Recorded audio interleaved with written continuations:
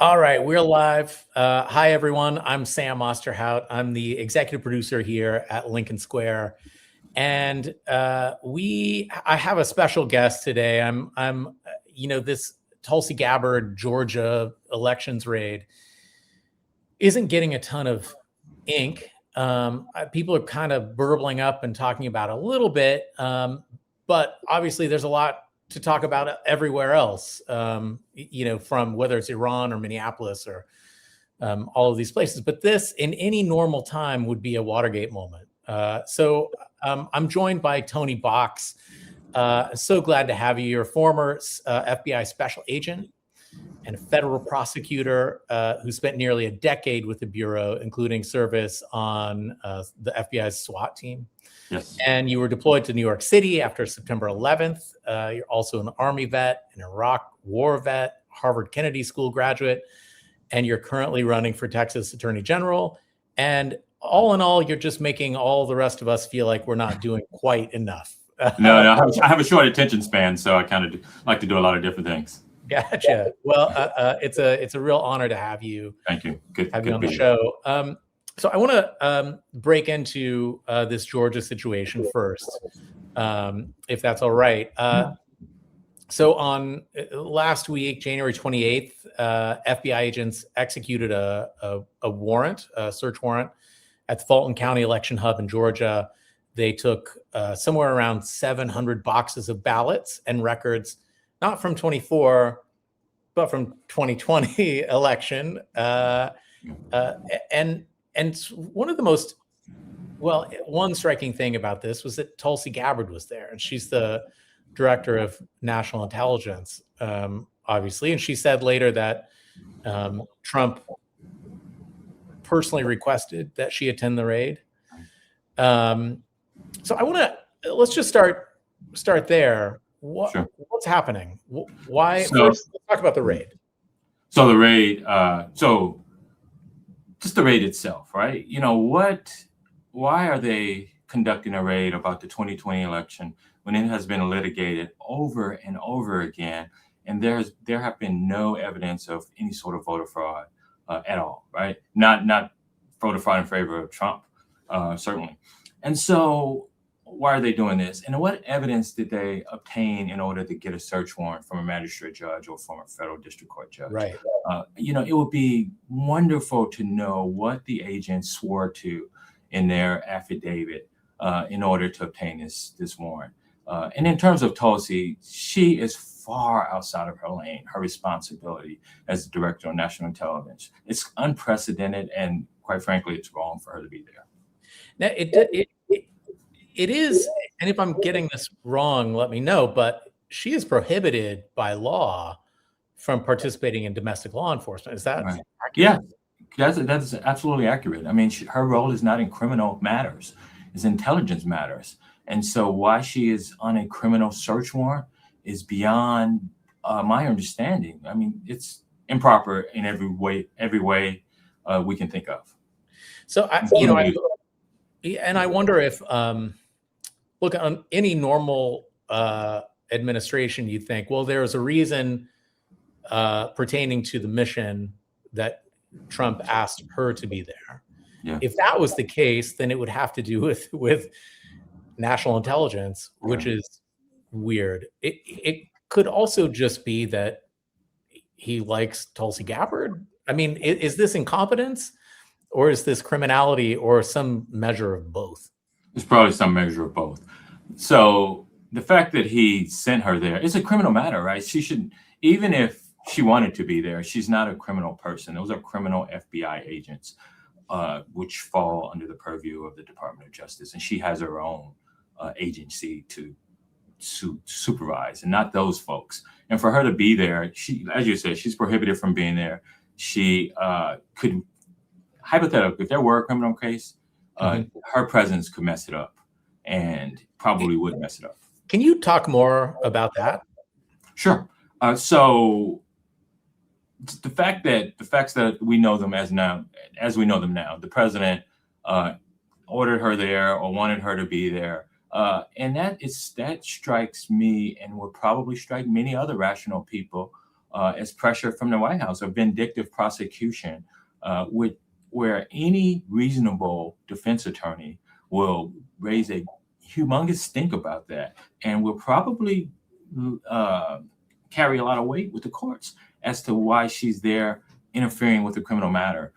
And so it's really unusual, as I said, and improper on many levels. So the other sort of legal element of this is that the warrant was signed by a judge in Missouri. Is that right? So not even a judge I'm getting that right? I don't. To be honest, I don't know which judge signed it, the jurisdiction. It seems apparently the judge. I'm trying to find this now. Was U.S. Magistrate Judge Catherine Salinas, warrant filed by Thomas Albus, interim U.S. Attorney for Eastern District of Missouri, not the local Northern District of Georgia. Albus previously worked under Missouri AG Eric Schmidt during his efforts to overturn the 2020 election. Yeah, that's unusual. Yeah. I mean, I don't understand why a Missouri judge is swearing a warrant for Georgia. They have judges in Georgia. This matter took place in Georgia. All the jurisdiction lies in Georgia. So you should get a Fulton County or an Atlanta federal judge to swear out this warrant, to sign this warrant. And so, yeah, that's very unusual. And it's also, I'm sure to the extent that there's a criminal case. I don't even know if they believe that a criminal case can be brought. But if there is one brought, whoever they charge is going to have a plethora of defenses and things to protest about what took place. Well, let's hold on that for a sec. Who would bring? And this is the thing I've been curious about for this whole administration. That everyone in our chat is always like, we need to hold these guys accountable. Who's holding them accountable? And we have a midterm coming up, which this Georgia case seems to be directly related to. But if somebody wants to bring charges, who does that? Trump's Justice Department? Yes, Trump's Justice Department. So there's no charges forthcoming. Yeah, they are the only people who could bring it. This is a federal matter. So, so a little more on the federal matter of this. Trump has been, just to connect the dots here, Trump has been talking, and particularly lately, about federalizing the elections. Can you just talk us through that a little bit? Obviously, elections are run by the states. What is he talking about? How would this even be feasible? It would not be feasible. It's not legal. Elections, as you said, are run by the state. He has spoken about this time and time again about wanting to run the state's elections on a federal level, and he just cannot do that. As you mentioned, I'm running for Attorney General of the state of Texas, and we are very concerned here in Texas and all the states. I've spoken to actually other AGs, sitting AGs, that he is going to try to federalize these elections, and he's just simply not allowed to. It's actually a non-starter. I believe he'll lose in the courts right away and lose decisively the way he lost many of those cases with protesting the last election. But yeah, it's a tremendous concern. But many of the AGs, for example, in Texas, will probably not stand up to him. And so then what happens? You're going to have other litigants to sue on behalf of the citizens of these states. Oftentimes they're red states, but this is such a threshold issue, such an important issue. I could see many red states also objecting to it because he's stepping into their purview and their rights and their privileges. And people generally don't want that. I'm not going to say anyone, but oftentimes the governors will say, look, this is my purview. Sure. I mean, I think, elected officials have a certain sphere of influence and power, and it's hard to give that up. I think, with the exception of Mike Johnson and the, House Republicans. Right. But I've also, I've been an election worker in my little county here, and it's a massive undertaking. Even even for a library board, there's dozens of people, if not hundreds of people involved in this. How does he even have or think that he has the infrastructure to run a federal election? How would it even work? It doesn't. Yeah, I don't think he's thought that far. I know what I believe is that he wants to be able to control the process, right? Right. And, possibly even cheat, right? And so I don't know that he's thought as far enough to say, oh, I'm going to need 1,000 people or 10,000 people to run elections. Or maybe he thinks he's going to federalize the state workers who have done it in the past. But those are all ridiculous notions, right? They're not going to happen. Yeah, he's really good at offering solutions to problems that don't exist. Yes, for sure. And they're bad solutions at that. Yeah. So in Georgia, just kind of looking at it from a different angle, as a former FBI agent, what must those agents have been thinking when they get to the field office? The DNI is there, which is untoward and probably inappropriate already. And these agents know this, I would assume. Yeah. And then suddenly they're on speakerphone with the president. Right. What's going on in their minds? Traditionally, agents have zealously guarded their independence from the intelligence folks. You stay over there in your lane, I stay over here in my lane. I know criminal law very well, and you know intelligence. And if we need to share something, then we'll share it. But in terms of being on a search warrant, they must have been thinking, this is crazy and ridiculous and improper. And why is she here? And we don't want her here. Although, of course, the agents are, going to listen to their supervisors and allow her to be there. But I know for a fact that they did not enjoy that. They thought it was improper and she shouldn't have been there. If they could have booted her out immediately, they would have. Do you think, just kind of going on morale, and we're going to talk about ICE as well, because ICE apparently has some morale issues currently, but Kash Patel is probably not the biggest boost to morale among career agents either, I would imagine. No, the morale is through the floor, right? I mean, they've lost thousands of agents. He's fired numerous, all the top level agents. He's fired, and he's put in loyalists who don't know, federal law enforcement don't know anything about the Bureau. And the agents are just miserable, just holding on until they can get their retirement. And many of them are leaving before then. And they're public servants who want nothing more than to be an FBI agent who carries out the work of the FBI in a respectable manner. But they're not doing that. I mean, they've been pulling off criminal cases. I see it in my practice all the time. The criminal agents are just disappearing and working these vanity projects for the administration, immigration, and all these other things that they generally don't work. So what happens? What comes next for the agency? What, say 28, we get a Democrat in the office. We start to rebuild, the administration and capacity. What needs to happen to the FBI? It needs to be rebuilt. The professionalism, and I expect that the professionalism remains high. You don't hear about FBI agents in Minnesota kicking everybody's butt. Like, we were taught the Fourth Amendment, we were taught the First Amendment, and agents generally respect that. But nonetheless, the fact that they're well trained, we've lost a number of high level people who have institutional knowledge. So we're going to have to build that up rapidly. It needs to be a concerted effort by the new director to try to restore integrity, and independence is huge. Someone who's going to say to the administration, no, we're independent. You don't control criminal investigations the way that it's alleged. The president called and had agents on the speakerphone, giving them a pep talk and crossing the line over the independence of their independence. Yeah, it's I think one devastating thing that I can't stop thinking about is just the change in culture, not just across the country, but the change in culture in different administrations and different offices and branches and FBI, and culture takes years to build. Are you what gives you the most? What are you afraid of the most when it comes to the FBI? So I'm afraid that they are going to be changed so much that it's going to take a tremendous amount of time to bring the FBI back. to the level that it was 3 years ago or 2 years ago. Independent organizations. And so it's not going to be easy, and it's not going to be overnight.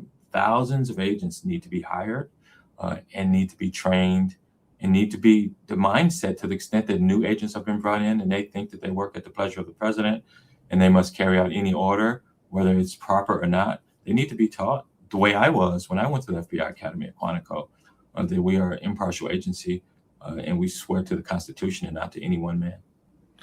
Yeah, I mean, Trump promised purges of non-loyalists, right?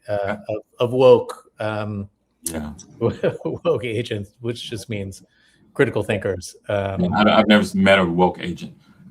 All the agents I know are just hardworking people who care about enforcing the law and carrying out the good work of this country in a respectable manner. Yeah, I think most of us, when we hear FBI, we don't think woke. Right, correct. Yeah. So I want to turn just slightly a little bit because earlier this week, God, was it still this week? Yeah, it was Monday. Kristi Noem announced that body cameras would be deployed, as she said, effective immediately to all federal agents in Minneapolis. And, you know, I think most of us were pretty skeptical of this. And of course, the ICE's St. Paul field office admitted in court filings that they don't have the cameras. You know, they actually cannot immediately deploy these cameras. And while the ICE budget has been increased to billions upon billions upon billions of dollars, Noem has now said that it might be too much for their budget to purchase these cameras for their ICE agents. But I want to dig into this a little bit. It feels to me like the camera suggestion by Noem is some kind of window dressing, or right? Can you talk us through sort of the value of body cameras or the non-value of body cameras? What does this actually do for us? I believe that this is just another distraction. But to answer your question directly, there's value to body cams, right?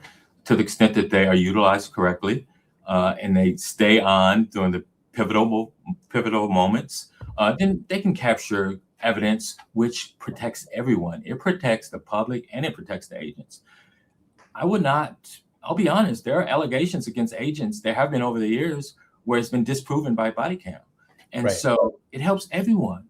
And so to the extent that they have those body cams, then good. But they're not enough, right? And what you mentioned about the budget, they have the budget for those things. I know how much it costs, and they could buy them. It would take time to deploy them, but effective immediately. I mean, I knew right away that there was no effective immediately. It'll be quite a while before those body cams come on board.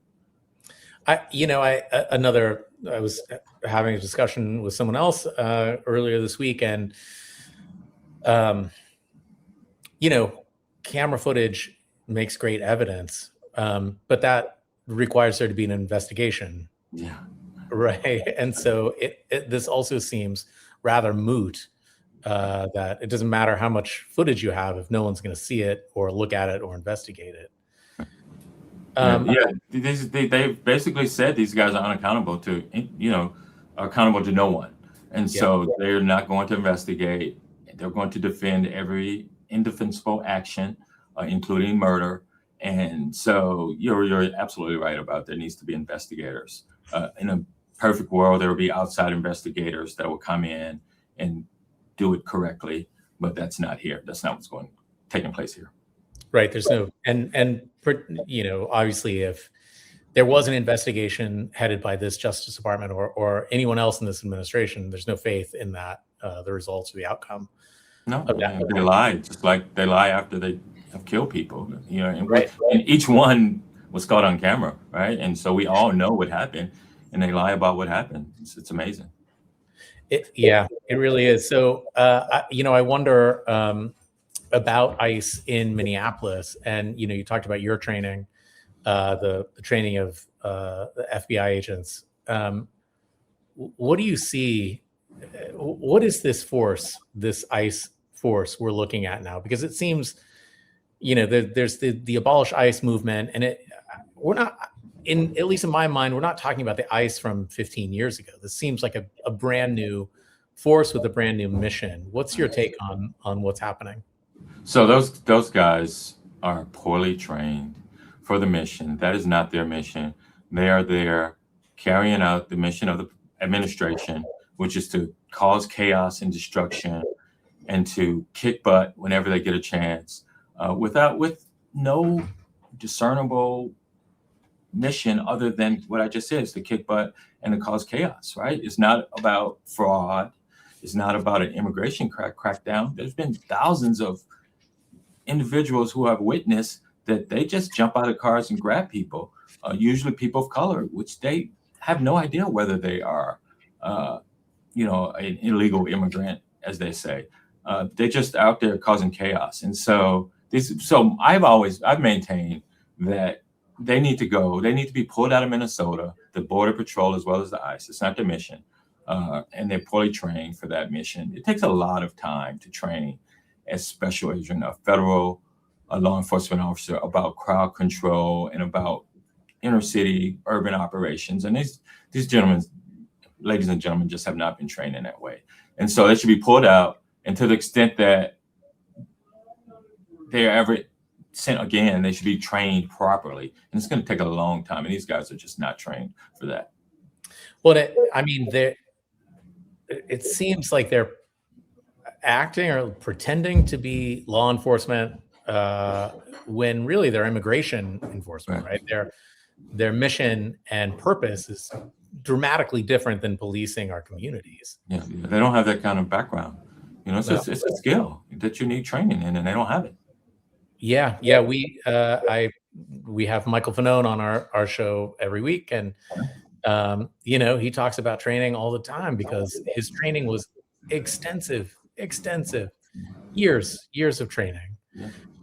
So I just want to ask this about morale, because it turns out that ICE, the agents don't love being followed by many Minneapolitans with whistles and filmed and screamed at and genuinely universally disliked. Do you think, and I don't care really about their morale, like that's not like, I don't care. They should not have high morale, if we're being honest. What I care about, though, is the response in Minneapolis. I know a lot of friends in Minneapolis are sort of angry at politicians like Governor Walz and Mayor Frey, because they say a lot of great things, but the action isn't following those words as much as the people would like. Do you think the Minneapolis resistance is a model for other cities who might face this sort of onslaught? Yeah, I think, first of all, many of those people are heroes. They're doing great work in holding the people accountable and at least documenting a record for future investigators to see what has taken place. And so many of the things that they are doing to document some of the abuses and the actions from the federal law enforcement officers are commendable. And yes, it's a good model. I mean, could it be improved upon? Yes, but it's a model that many other people should look to in order to hold them accountable to the extent that they can be held accountable. They don't love it. They don't want to be taped. That's why many of them cover their faces, because they don't want people to know that they're violating civil rights, as if they were eating breakfast in the morning or just, breathing air. And so to the extent that they're exposed and later held accountable, they don't like that. No, accountability is not their thing. No. So just to kind of circle back around to all of these forces, we have Tulsi Gabbard in Georgia. We have the FBI raiding the elections office. We have a private goon squad, in our American cities. You might not call it goon squad, but federal agents with very little training who are really gassed up and ready and angry and armed and all of this. What do we need to be prepared for this November? Well, we need to be prepared for this administration to interfere, right? Whether it happens or not, you have to be prepared. There's a saying is, if you stay ready, you don't have to get ready, right? Mm-hmm. So the people need to get ready, right? Get ready for interference. It's expected to be a very good year for Democrats, and we all know why. People don't like seeing the government overreach, to put it nicely, that we have all been seeing. And people are pissed, and rightfully so, and they're going to come out and vote. And the people who hold the levers of power, they don't want to give up those levels of power. And so they're going to use every tool, to including leveraging federal law enforcement officers against its own people, which, is a tragedy, right? You never want to see that. I can't imagine being asked to enforce the law or abuse the American citizens, either in a law enforcement capacity or in a military capacity. That's why many people have chosen not to do it, and they've just resigned. Yeah, Michael Hiddink in the chat, who's watching on X, says November's long way, relatively speaking, and it's true. And I love that. If you're prepared, you don't have to get prepared. You just are prepared. Right. So let me ask you this: as somebody who's running for AG, what is the responsibility right now of AGs across the country, particularly in blue states where we know, Trump is, he keeps saying, like, look, we need to federalize it in around 15 places. Yeah. 15 places goes up. Yeah. They need to build a firewall.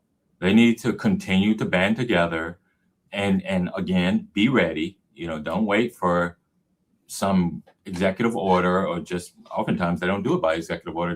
We just hear about it in the news. 3,000 agents are descending upon Minneapolis, more than the Minneapolis Police Department. And so the Democratic AGs need to continue to band together and to be prepared and to fight vigorously against this. It's a violation of federalism. They all know it. They're all pissed about it. And I do think they're getting ready for it. What are some concrete steps do you think they need to take? So they need to have organizations within their departments prepare for lawsuits, drafts, circulating them, and a litigation strategy, which is not uncommon. They've worked together on a lot. They've have really been a firewall. They have been the unsung heroes since this administration has come along. They've restored SNAP benefits in many cases, NIH grants in many cases. Billions of dollars have been taken from their states that they've been able to recoup because they have successfully sued. So often they sue, and there's not even a real fight on the other side from the administration. And in contrast, some of the red states like Texas, they don't sue, and then the money's just gone.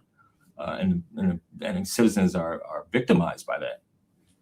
Well, so I was going to actually ask about Texas because we're a weird state. It is really incredible. And there was a meme going around, I don't know, weeks, months, who knows when it was, because time is a weird vacuum right now. But that showed there are more Democrats in Texas than Republicans. Is that accurate? I believe it is accurate. People say this all the time. I can't take credit for it, but Texas is not a red state. It's a non-voting state. We have the highest percentage of non-voting of any state in a country. And so to the extent that there are tremendous numbers of Democrats in the state, and the key is to mobilizing them. They did an excellent job in 2018. Many of the people in the top of the ticket came less than 3 points from winning, to including the attorney general's race. And so they were able to motivate people and get them out. There's been even more. There are 32 million Texas. The populations have continued to grow. Many of those are Democrats. That can change in 2026 and probably will change if we are able to mobilize the people out to vote. Yeah, a friend who lives in Houston last time said, it was, the lines were crazy. It was hard to vote, and I assume that has something to do with it. Make it difficult, and feel like it's hopeless by gerrymander and redistricting. We have a tremendous number of laws here to make it difficult to vote. It is we have more hurdles to vote here than probably anywhere else. And you know, this we know that you should be pushing for more people to have the right to vote, not less. You should not be obstructing individuals who rightfully can vote by making them, you know, register all the time and dropping them from the rolls and putting up hurdles regarding ID. And in Houston a few years ago, they had a drive-through voting, which was Chris Hollins from Houston. He came up with that idea, and they sued to stop it. They didn't want people voting, and there's many other cases like that. Well, and not to mention, you know, ICE hanging out at polling stations just to make sure that the election is run fairly, right? We all know what that's about. It's to intimidate. All intimidation and suppression. Yes. Tony, I could talk to you all day. I appreciate you coming on. Just one final question. What do we need to be watching for this week, next week? What is our short-term outlook for whether it's Georgia, law enforcement, ICE? What's on your mind right now? So I'll start with ICE. Today's announcement was 700 ICE agents were leaving. You know, that's a good start, right? The rest need to go, you know, maybe 25%. I've been waiting for this. And to the extent that they change their behavior, that's also a good start. But I bet there's not going to be a behavior change. And so the fact that we should be looking to see if more agents are leaving and maybe a complete drawdown, which would be wonderful. And if it's not, then we should keep our foot on the gas pedal in terms of expressing our displeasure with the egregious violation of civil rights in Minneapolis. And in terms of Georgia, people need to be made aware that this is not right. It's not legal. To the extent that they come out with some sort of charges or some sort of allegations, you know, people who defend these things should step up. And I am confident that they stand a very good chance on winning. And, you know, embarrassing this administration the way it was in 2020 when there was hundreds of lawsuits that were summarily defeated. And so, and I don't know that they want to get to that or they just want the headlines or not. I don't know what their ultimate goal is. I mean, all these ballots and voter tallies and machine tape are stashed in a FBI warehouse right now. Do you think there's a chance they just keep them there? I mean, there's no investigation. They just hold on to them and say whatever they want to about it. Well, yeah. I mean, but there'll be lawsuits, and there'll be lawsuits to get them back, and then a judge will say whether they should be brought back to the county, to Fulton County, which I think there's a good chance that will happen. I mean, maybe they'll say, Your Honor, we are still investigating and we need these things, but I don't know that that's going to carry the day. I think that there's a good chance. Yeah, I mean, I guess that's a concern is this administration has a habit of not listening to judges and following judgments. So, Tony Box, thank you so much for joining. And where can everyone find you? Sure. Yes, you can find me at Tony Box for Texas, and that's my website as well as all my social media handles. And we'll welcome people to come and visit us and see what we're all about, and help turn the state around, bring somebody who's going to fight some of the federal government. So this is, 2026 is the election, and 2028, the president's going to remain until at least then. And someone needs to be able to stand up for the citizens in Texas as well as elsewhere against all this egregious overreach. I mean, Texas, talk about overreach, Paxton, and oh my God. I'll have you back on next time to talk about Texas, particularly because that's another few hours of conversation. Yeah. All right. Well, thank you so much for joining, and everyone out there, thanks for watching. Make sure you're subscribed to Lincoln Square. It's free. You could also do a paid sub. That's fun too. If you're on X, come see us on Substack. Thanks, everyone. Thanks, Tony. Okay. Thank you all. Bye.